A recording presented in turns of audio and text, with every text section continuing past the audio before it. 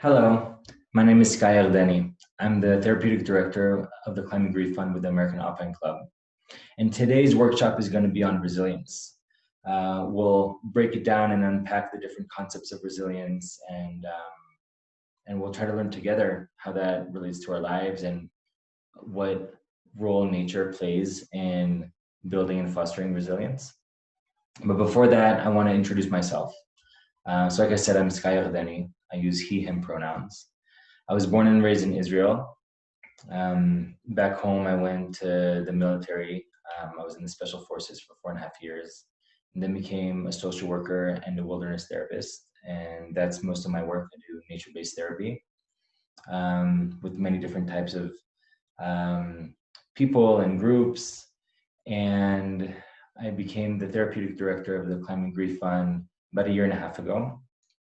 And since then, I've been trying to support our community in different ways, both individually and collectively, in creating conversations around grief, trauma, and mental health, and where that intersects with climbing, outdoors, nature, both on the community side and on the industry side. Yeah, I guess that's all I have to say about me for now.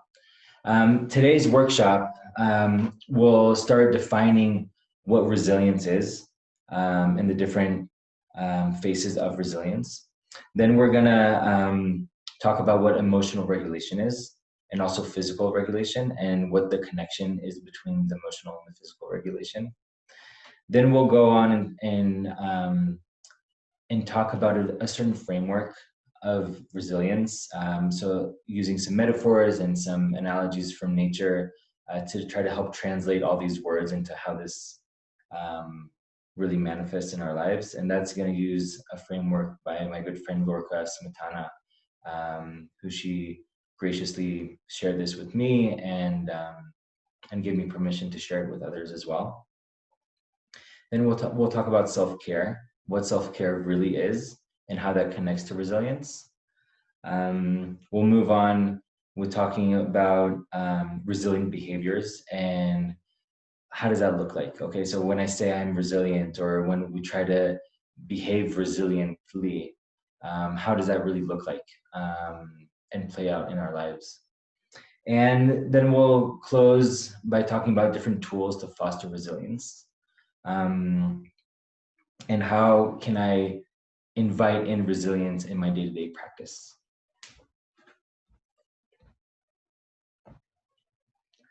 Before we dive in, I really wanted to start and say how humbled I am to be doing this work and sharing these things with you all.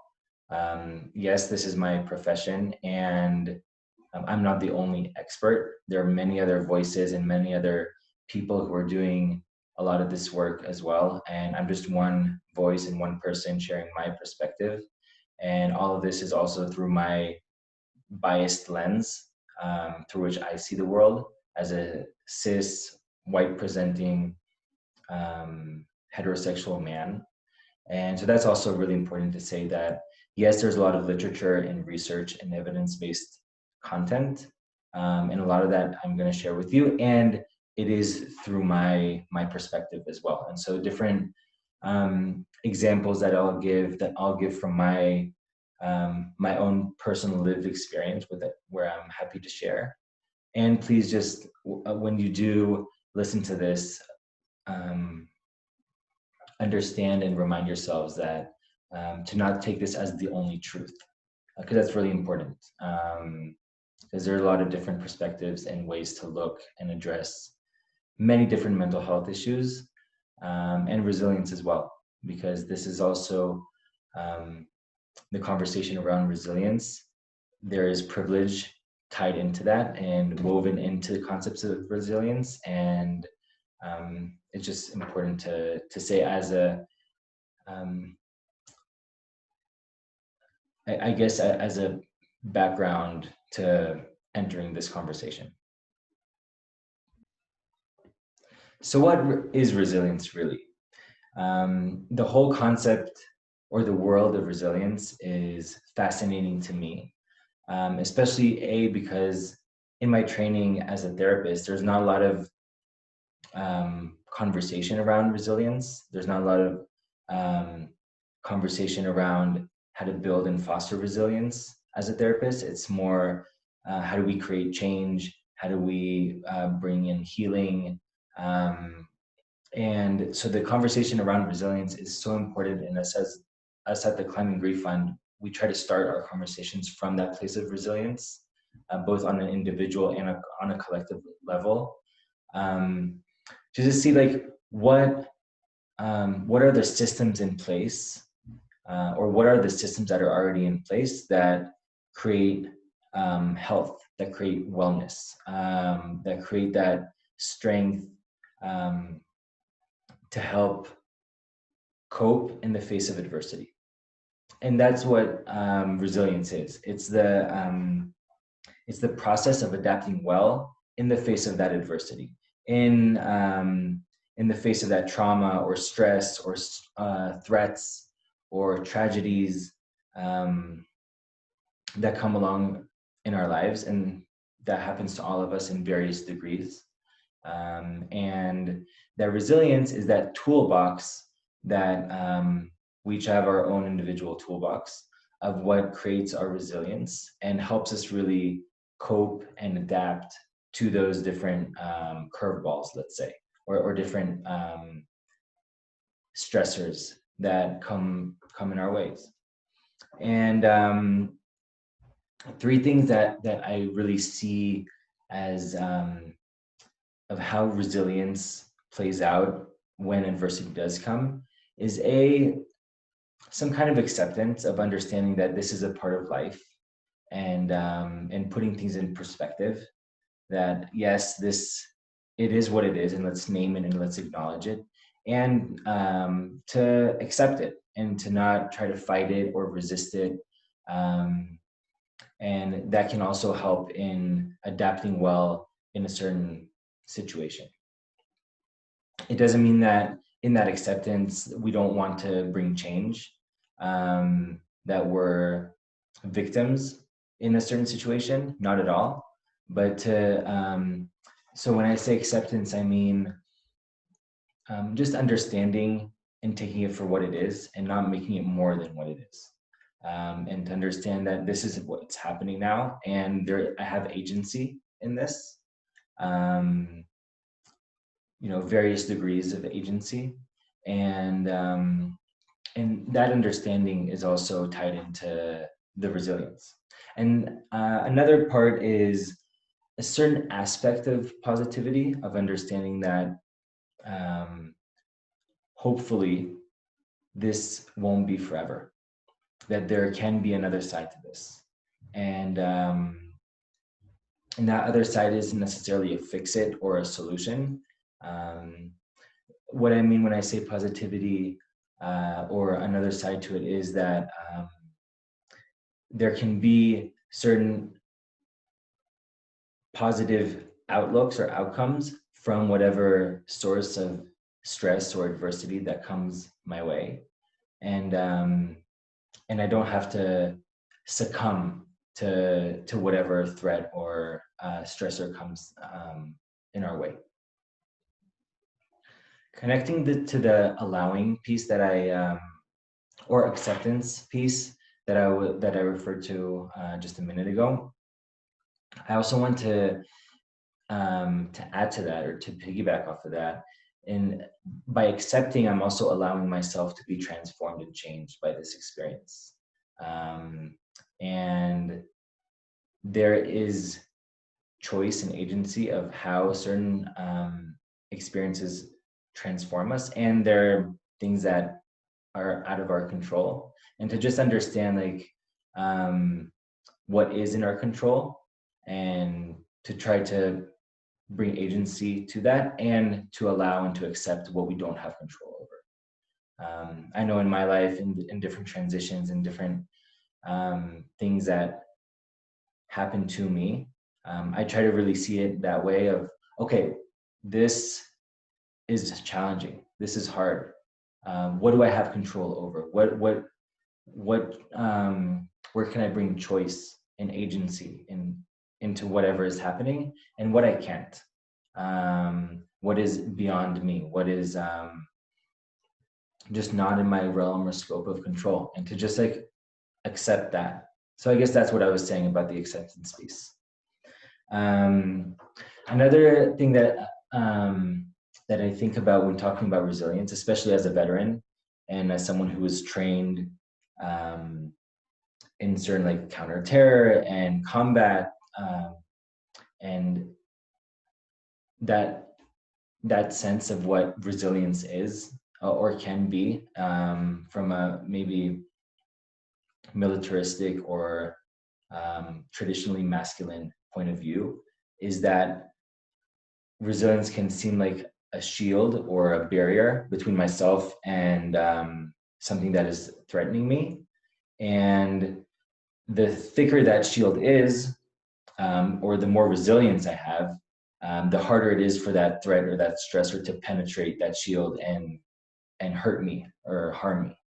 And so that's why people train really hard in different ways, and mentally and physically and emotionally, to create or thicken that barrier, in thoughts that, as a preparation or preventative measure, of if and when a stressor or a threat or adversity comes my way, I won't get hurt. The tricky thing about that, and I noticed that in my life, of how the thicker I thought that barrier is, the more numb I became, because nothing was penetrating and I wasn't able to feel anything anymore.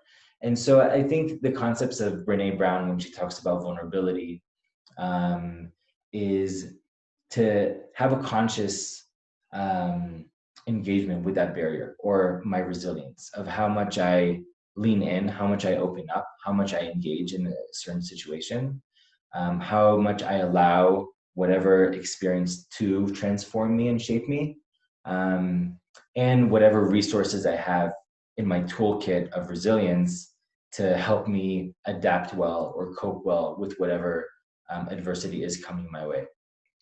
And so I guess what I'm saying is, to try to find a good balance between, yes, fostering resilience in whatever ways and resources is accessible, and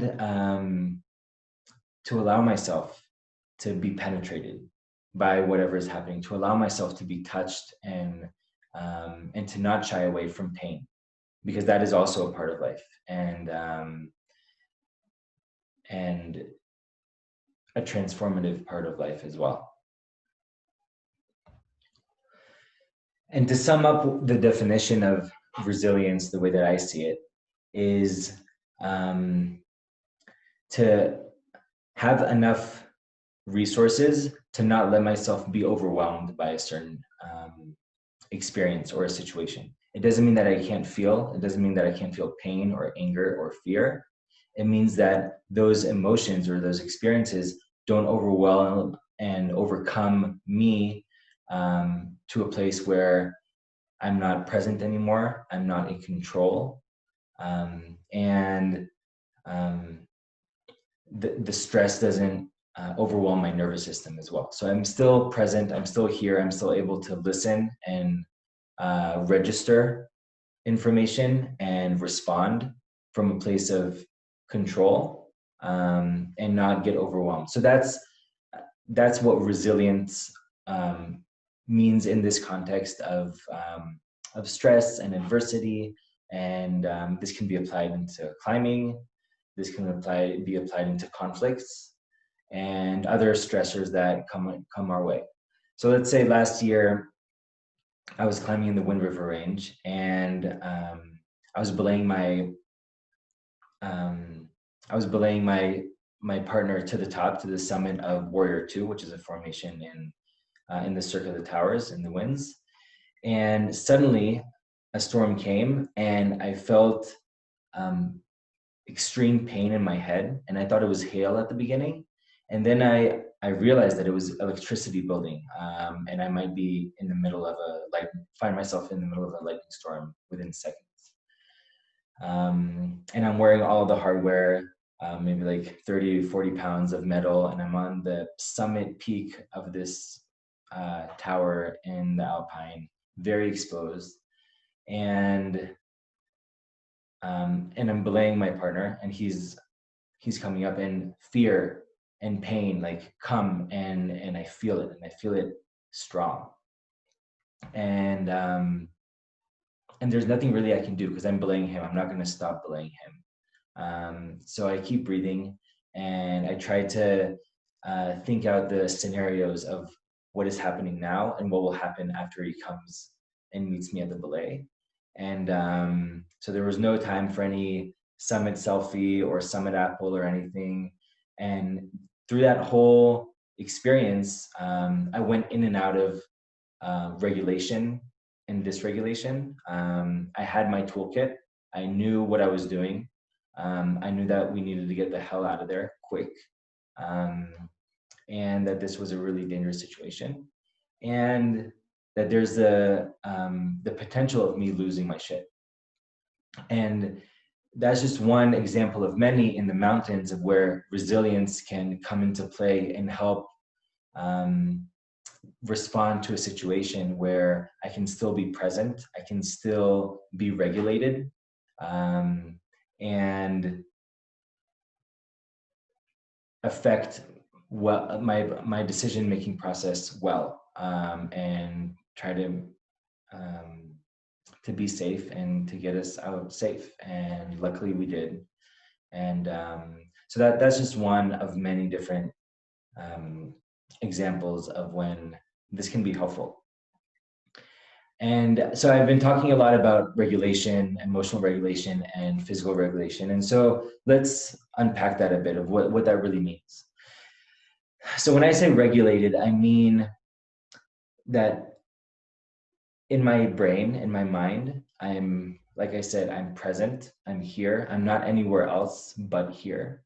I can register information, I can listen, I can respond from a place of control, that I'm not losing control.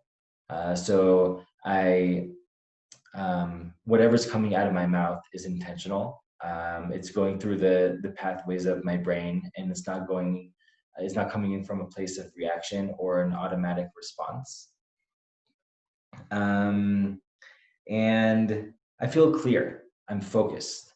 I'm sure a lot of you can understand like the difference between when someone is regulated and when someone is dysregulated, especially through the examples of what I just said. And so that's in our mind. That's what regulation, emotional regulation, and mental regulation means. And physical regulation, or how that translates into our bodies, and how stress can come up or manifest or play out in our bodies, is in our breath, in the tone of our body. So if I feel relaxed and calm and not tense, that means that I'm regulated. If my breath is calm and collected, that means that I'm in a place of regulation. If I am not agitated in any way, so like my foot or my hand or my head, or like I'm not irritable or agitated in any way. And so these are a few examples of how regulation can also play out in the body.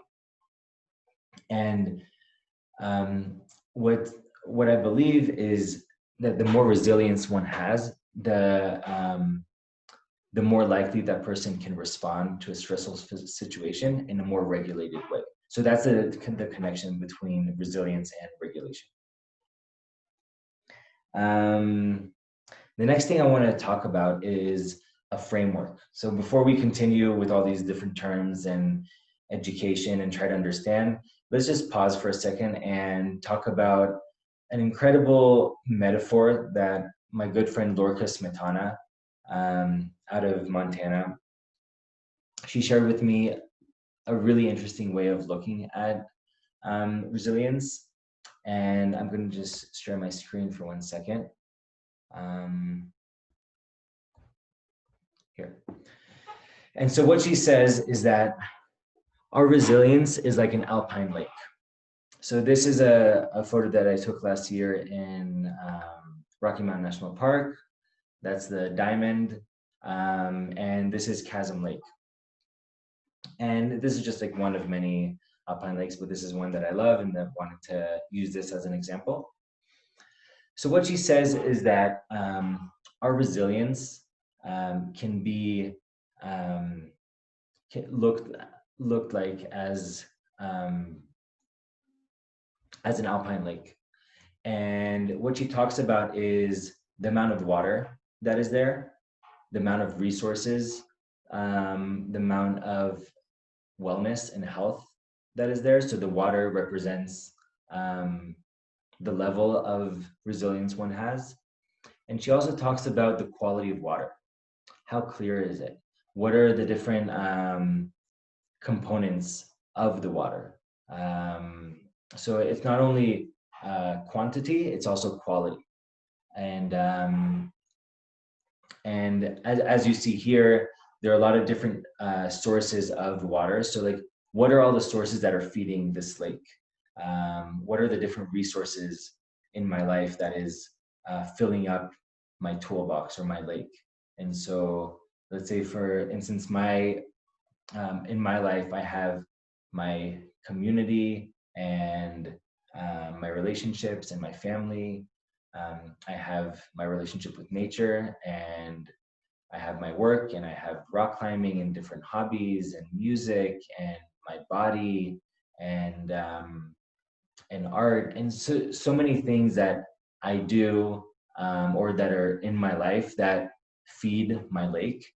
And so what I like to say is, what systems are in place already? What practices are in my routine, in my day-to-day routine, that fill up my lake? And at what level is it maintained? And so to me, it's been a really, really helpful tool to see where I'm at in my resilience, where I'm at with my well-being or my self-care, and what practices can I do? What like intentionality can I bring to continue filling up my lake in different ways? So in the context of the Tarn, of that alpine lake that represents the level of resilience, and what feeds the alpine lake, what different sources are filling the lake itself, with both the quantity and the quality of the water. There's also the streams that come out, and what is emptying the lake as well. What are the systems in place? What are the different relationships that are bringing energy out, or maybe even draining? And how can we create some kind of balance between what is coming in and feeding that lake and what is coming out of that lake, and that there's enough in my lake to where something that isn't planned comes, like a tragedy or a death or whatever stressor and adversity comes along my way that is not planned in any way. How does my lake look like when there's another thing that is, or another stream of water that is taking water out of my lake? And then what happens? How does that disrupt the whole ecosystem of the water that's coming in and the water that's coming out? And how do I respond to that? How much water do I have in my lake in the first place, to where when something does happen, is it emptying more and more and more into where it's just completely empty? Or what resources are there in my life that help me face whatever comes my way? And to me, when my best friend died 2.5 years ago from a climbing accident, I had just moved here to the US, and I didn't have a lot of community, which is very important in my life. And the people and the relationships that I did have here in the US and also back home in Israel, and the rest of the things that make my life whole, really, really helped me move through that, or just like even survive through that first state of when my friend died, because I was broken. It came from nowhere. I was his best man at his wedding a year and a half before. Like it really, it shook my whole world. And these things usually don't come; they come out of nowhere. And luckily for me, I had enough systems in place and resources that already existed that that really helped me through that. Because otherwise, I don't know where I would been, where I would find myself, or how I would cope.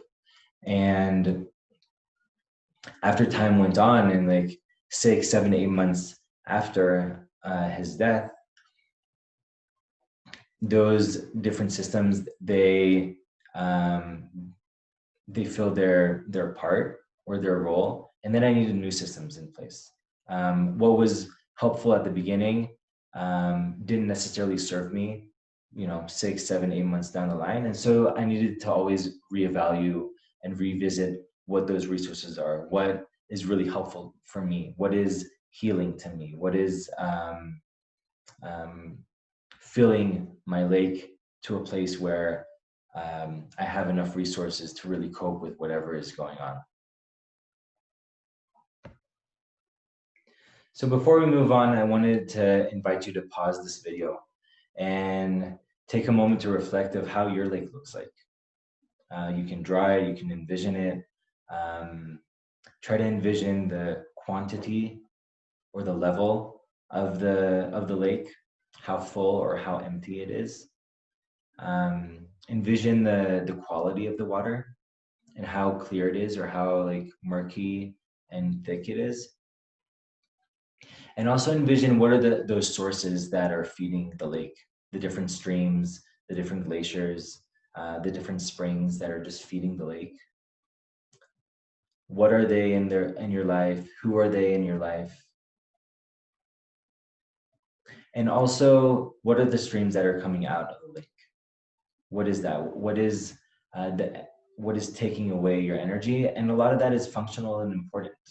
A lot of relationships is mutual, and so a lot of it feeds energy, and a lot of it also takes away, and that's totally fine. So there's no judgment in this, but to just understand like what is the balance or imbalance in whatever is coming into your lake and whatever is coming out to your lake, and what resources are in place if and when an event does happen. So again, let's pause here and just take a moment to reflect, envision, and then continue whenever you're ready. So I hope that was helpful to try to understand how this really relates to your life, because hopefully you're tuning into this workshop to understand yourself more and to understand the people around you a bit more. And that can't go without doing our own work. So I just really wanted to congratulate you for taking the time and really reflecting on what resilience, or how resilience plays out in your life. So until now, we talked about the definition of resilience. We said that it's the tools and processes that help us adapt and be flexible in the face of adversity and threats and stress, and how to do that as well as we can. We talked about emotional regulation and physical regulation, and what that is and how that looks like. And then we went on to talk about the Tarn, the alpine lake, and give us a little metaphor, and bring in nature as well to how this can look like in our lives. And as we move forward, I really wanted to talk about self-care. That's a term that's been thrown around a lot. I need to take care of myself in the context of work and the context of relationships. So what does self-care really mean? What does that mean to take care of myself? And is that in response to something that is happening? Is that, do I only do that when my lake is starting to get emptier and emptier? Is that when I take care of myself? or is that something that is just a part of my life and part of my routine and my day-to-day or weekly practice that I take care of myself and not necessarily in response? And so those are individual questions. There's no right or wrong. It's just important to notice and to be honest with ourselves, is like, what does that really mean? How does that really look like in my life? I know for me, when I think about self-care and resilience, I can't not think of nature, especially as a rock climber and a nature-based therapist. I just find myself all the time in nature. And so in this context, I really wanted to bridge between the concepts of self-care and resilience and nature. And to really ask yourself, what is your relationship to nature? Um, how do you feel every time you go out to nature? What is your culture's relationship to nature? What's your family's relationship to nature? Um, what role has nature played in your life? And how can you bring that in? How can you bring the natural world in as a form of self-care? And how does that look like? Is it more sports-based and movement? Is it more looking out of the window, or some kind of spiritual relationship with nature? And to really see that relationship with nature as a form of self-care. And so, like, what do you do to foster that relationship? What do you do to feed that relationship? What do you do to tend to that relationship? Because like every relationship, it needs tending to. Do you go out regularly? What is your access to nature? And that's also a really important aspect of self-care and the natural world and outdoors. Like, different people have different access, and depending on that access to nature, that really influences the relationship to nature, and how much or how little it can be incorporated in someone's self-care regimen. And I'm a big advocate of nature belongs to everyone, and unfortunately, not everyone has access to nature. And people think that because they might live in cities, or far they live in far away from the wild or the untouched nature, that means that they don't have access to nature, and that might be true, absolutely. And green spaces, yards, flowers, animals, the sky, trees, all that can also be nature, and it can be incorporated in someone's self-care regimen and foster a relationship with nature. And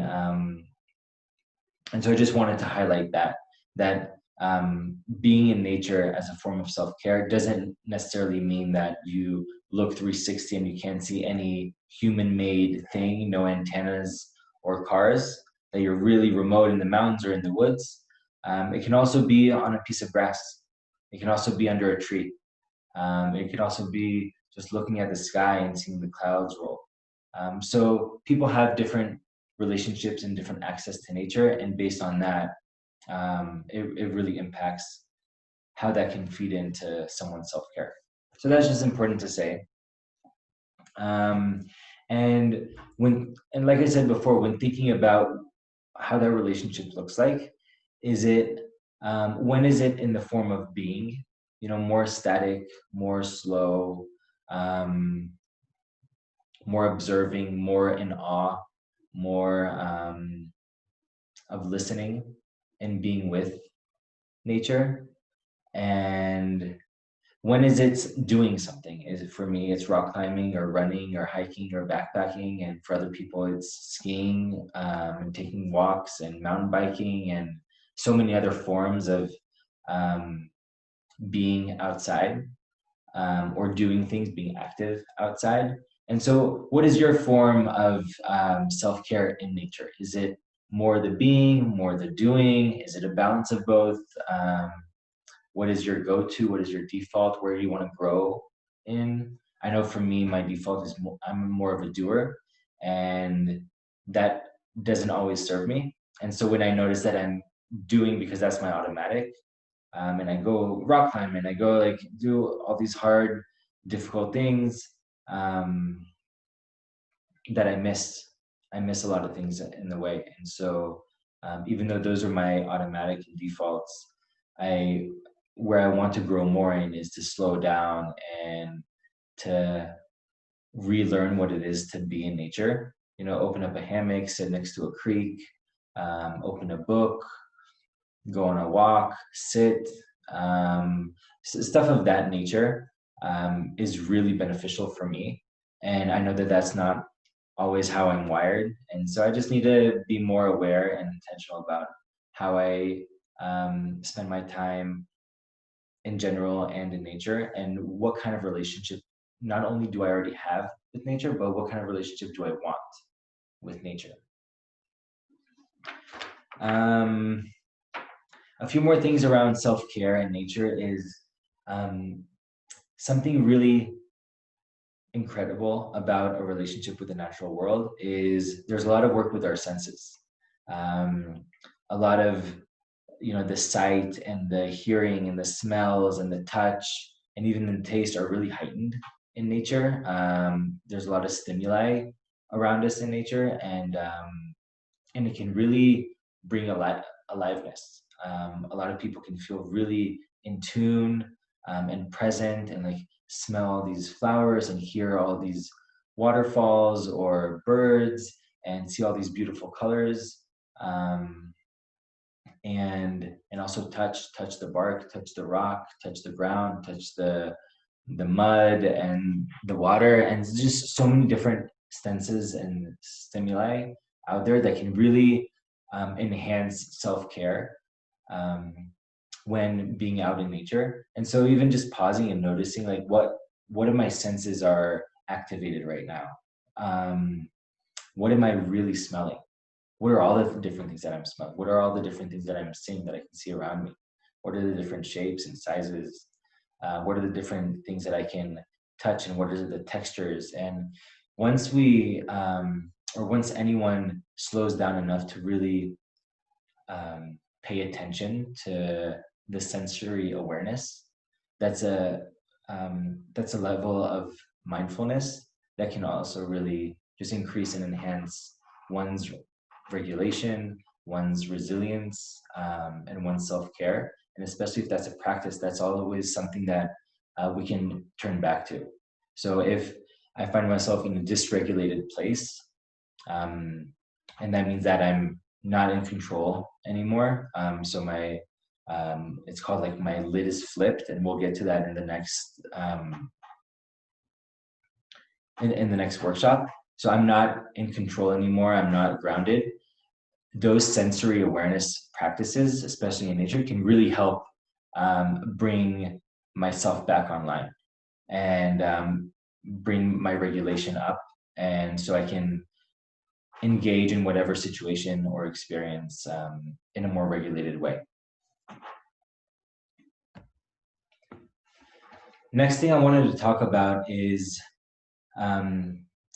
resilient behaviors. What does that mean to really behave resiliently?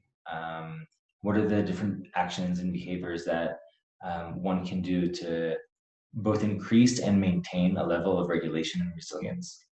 So I think it starts off with just checking in with myself and understanding how I'm feeling, almost at any given point throughout the day.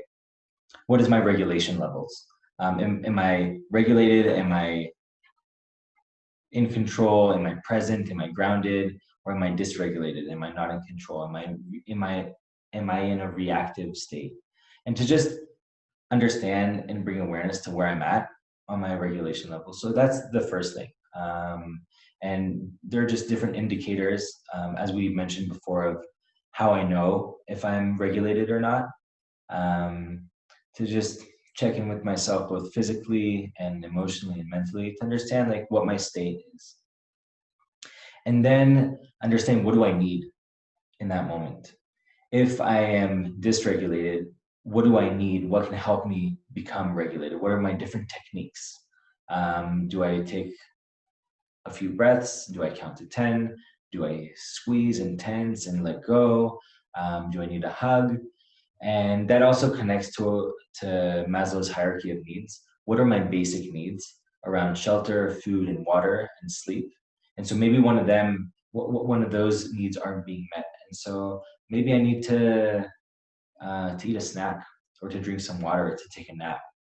Um, and maybe I need a hug. Maybe I need to scream. We all have different techniques to help us move from a dysregulated place to a regulated place. And to just understand like what your techniques are, what is helpful for you to either increase or maintain regulation. So that's the second. The third is to not judge.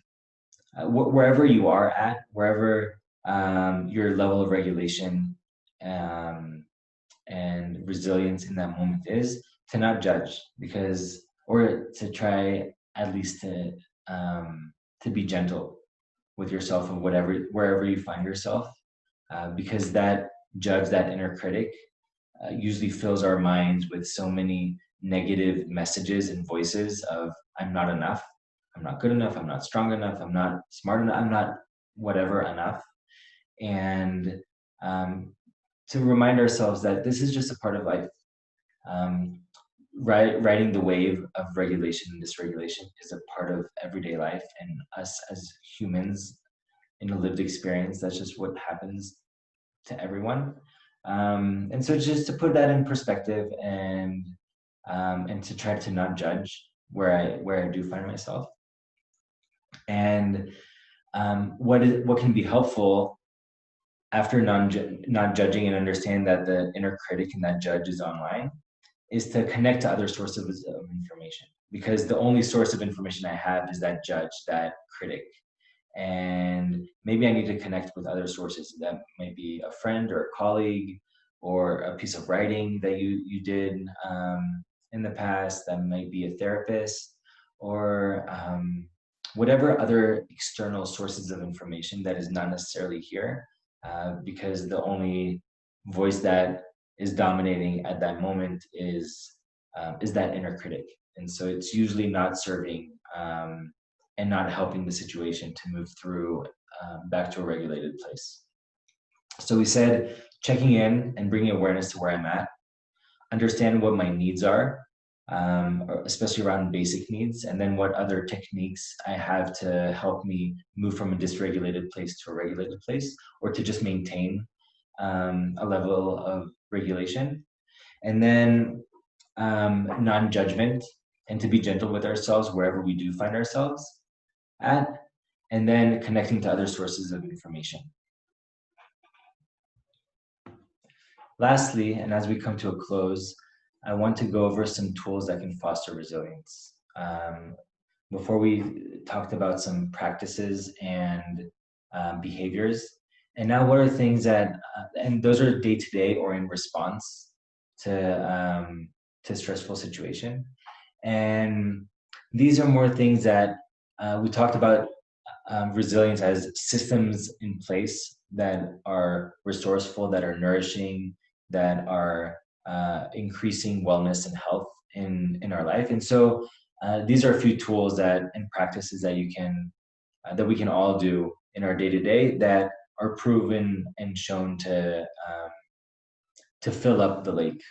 And again, we all have different lakes, so maybe one might resonate with someone more than the other, and that's okay. And so take it for what it is, and if this might be helpful, that's great. If not, there are many other resources of different tools that folks can do to foster their own resilience. So the first is mindfulness, and that connects to a lot of what we talked about today, around the awareness of where I'm at and checking in, around the senses and how that can regulate. And to just put our intention towards something is being mindful towards something. And that can be meditation, and in all its forms. I love and believe in mindfulness, and I'm not a meditator. I'm not one to sit and be silent and connect to my breath. That's not my style. My style is to be mindful while I do something, and that really helps me come back to myself, helps me be aware of how I'm feeling and where I'm at, and connect to different parts of my body and my emotions. So that's what works for me. Other ways of mindfulness can work for other people, and to just understand that there's a whole spectrum of ways that one can practice mindfulness. The second is taking care of your body. If that's sleeping well and eating well, if that's exercising and stretching, and so many different ways that one can take care of their body in whatever ways. And after that, also taking care of one's soul, of one's heart, of one's mind, of one's mental health or mental state. And that can also look like different ways. If that's through music or art or certain stimuli, exercises, conversations, to just like take care of oneself in both like the physical, somatic side, and also like the mental, emotional, internal side. Next is compassion.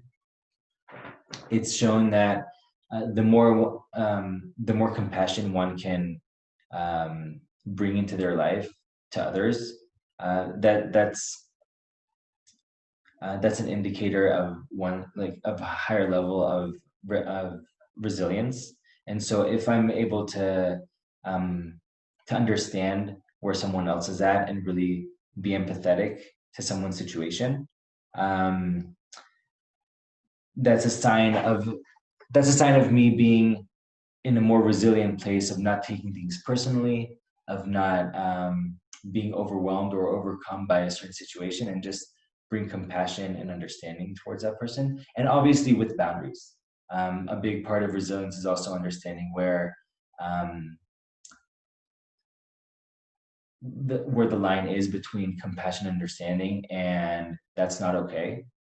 And that's a no, actually. And this is harmful, this is violent, and that's not tolerable. And so that's also another form of resilience, to understand like where compassion is important and appropriate and necessary, and when setting boundaries and saying, actually, no, that's not okay with me, we need to do something different.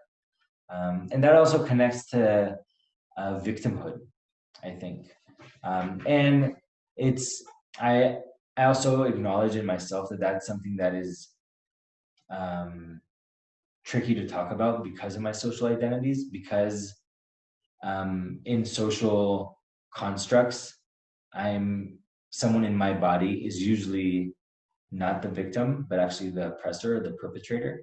And so I also acknowledge that it can be upsetting for folks to hear me talk about victim and victimhood.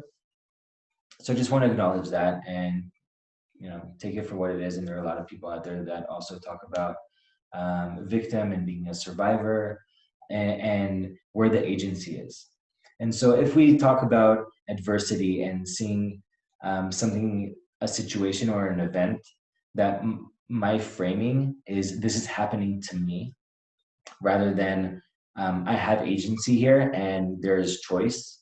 Yes, when there's up power, down power dynamics, and that means when there's someone who has more privilege and more power socially, and maybe physically as well, than someone who has less power and privilege in that moment, the agency and the choice can be different. And usually there's also choice of how to respond, how to react. What can we do to regulate ourselves? How can we stay online? And yes, there can be traumatic reactions, and we'll get to that in the next workshop, of really unpacking what trauma is and how that looks like, and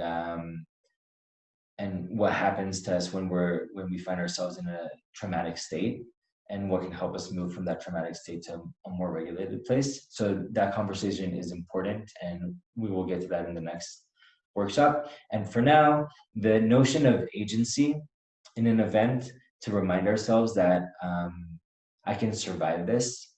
I have what it takes. I have the resources inside me to go through this, and like we said at the beginning, to allow this to transform myself, to allow this event and experience to transform me. And there is choice here. So that's something that's a tool that I've had, that other people have had, to help them move through certain situations and to continue fostering resilience. The next is gratitude, of understanding of one's privilege, whatever privilege that is, in how that plays out, and there's certain things that in life that we can be grateful for. And so gratitude, again, is another source or another tool of resilience, to understand, wow, I'm really lucky to do this, to be here, to be able to create that, or for these people in my life. And so the practice of gratitude, again, can also foster resilience in many ways.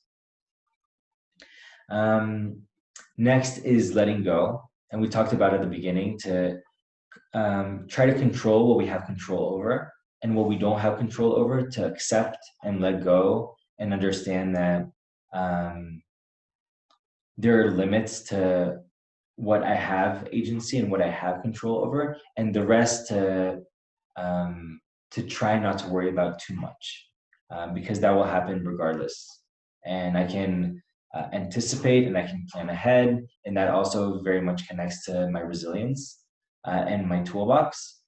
And there's a threshold of worry, of paranoia, of fear that doesn't necessarily serve after that.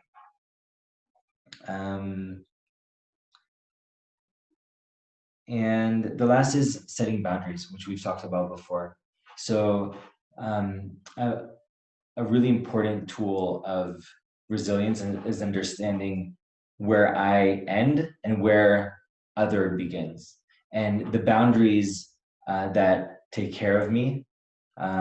We talked about that barrier of how resistance can look. How resilience can look like.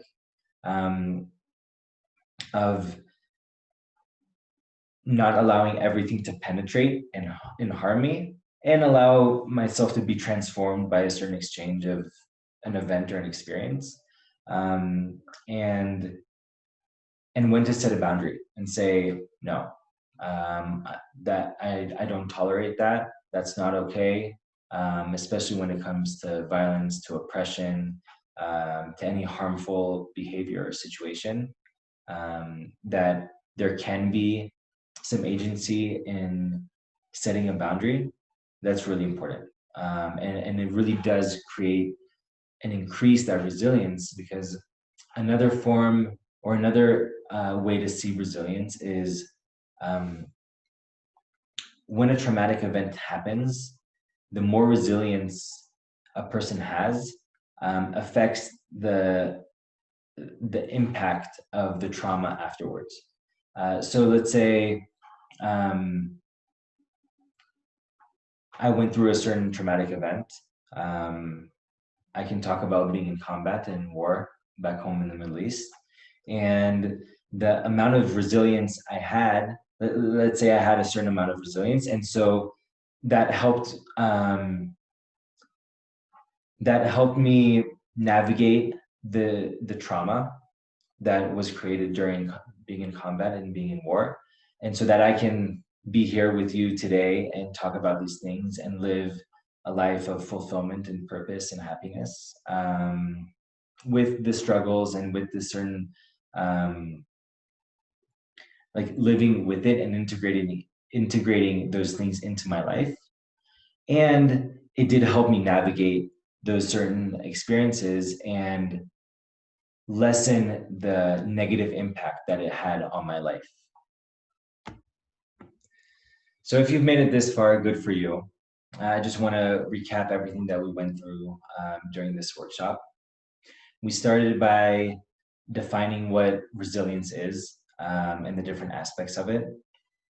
We moved on to emotional regulation and physical regulation, and also what that looks like and what that feels like as well. Then we continued into the metaphor of the alpine lake and see how it all these concepts and terminology, how it translates into our lives. Then we moved on to unpacking self-care and what does that mean to take care of myself, and then we brought in nature as well, and what role nature plays in creating wellness, creating health, creating taking care of ourselves.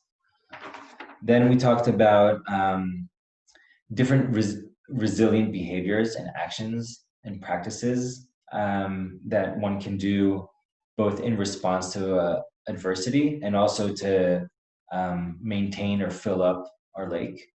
And then we talked about different tools that people can do, again, to both maintain it and fill up and increase the levels of resilience one has. So I really hope today's workshop was helpful and meaningful. And I wish us all to be both individually and collectively resilient, and even more than we are, because we are. There is strength and resilience inside all of us. And understanding what can help us foster and be intentional about creating our resilience, especially when bringing in the natural world. And I wish you all well. I'm always here to answer questions and to engage and to have further conversations. And so please reach out.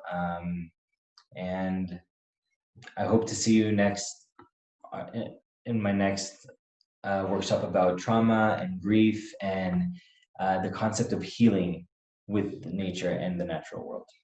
Take good care.